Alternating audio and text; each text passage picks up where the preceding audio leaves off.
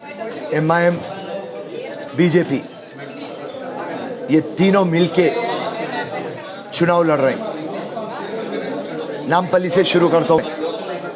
नामपल्ली के अंदर जो बीजेपी का कैंडिडेट है वो असदुद्दीन डिसाइड करता, BRS का कैंडिडेट है असदुद्दीन डिसाइड करता।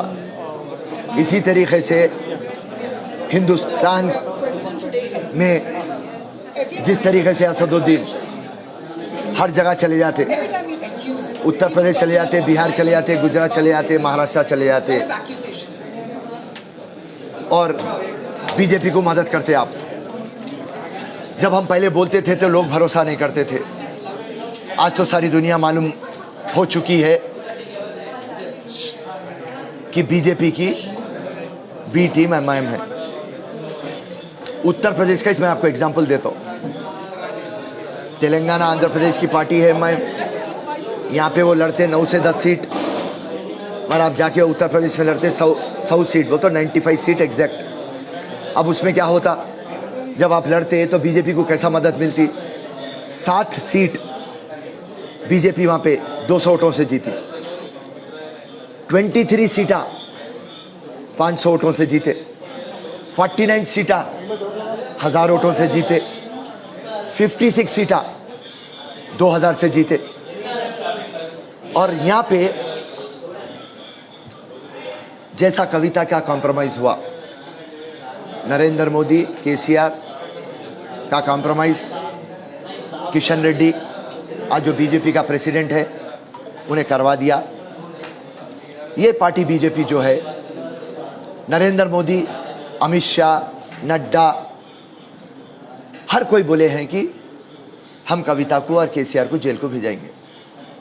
और आज मनीष सिसोदिया के वैसा बड़ा मंत्री संजय सिंह अंदर रहते और कविता बाहर रहती। इसका क्लियर कट पब्लिक को पता चल गया कि कॉम्प्रोमाइज़ हो गया।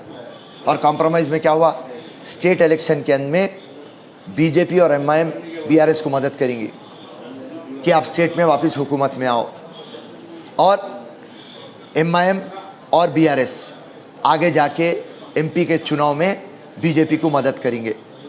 ये मांडवाली में सीट शेयरिंग में एक दूसरे के ऊपर वीक कैंडिडेट ठहरा लिया आप। और रही बात असदुद्दीन और KCR, मुख्यमंत्री जाके कामारेड्डी पे एक शब्बीर अली, एक मुसलमान सीनियर लीडर, उसके ऊपर आप लड़ने को चले गए। तो ये उनकी दोस्ती है, ये उनकी डीलिंग है।